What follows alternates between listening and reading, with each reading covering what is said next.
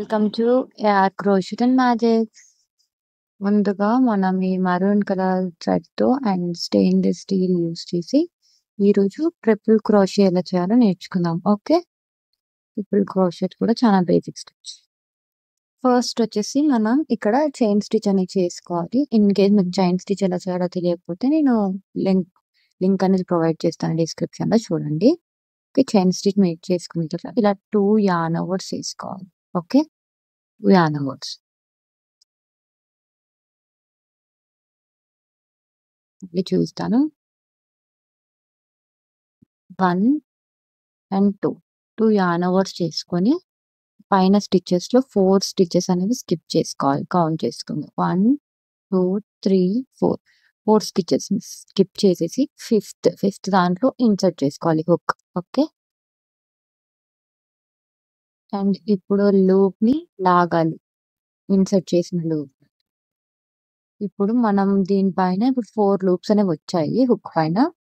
Okay, first 2 loops నుంచి ఒకసారి లాగాలి, వన్స్ ఒకసారి ఫస్ట్ 2 లూప్స్ నుంచి లాగాలి.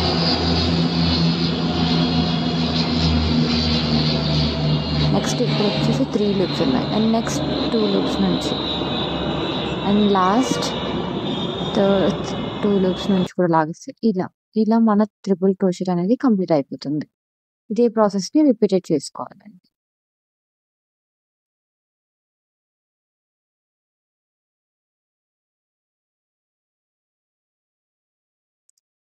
టూ లూప్స్ తీసుకోవాలి. ఫస్ట్లీ థ్రెడ్ని చాలా ప్రాపర్గా పట్టుకోండి, లూజ్ అనేది రాకుండా stitch. Okay, 2 yarn ours, insert. Only first time మాత్రమే స్కిప్ చేస్తాం, నెక్స్ట్ కంటిన్యూస్ చేస్తాం. ఇన్సర్ట్, ఫస్ట్ దాని నుంచి పుల్ చేసి 4 లూప్స్ అనేవి వచ్చేస్తాయి.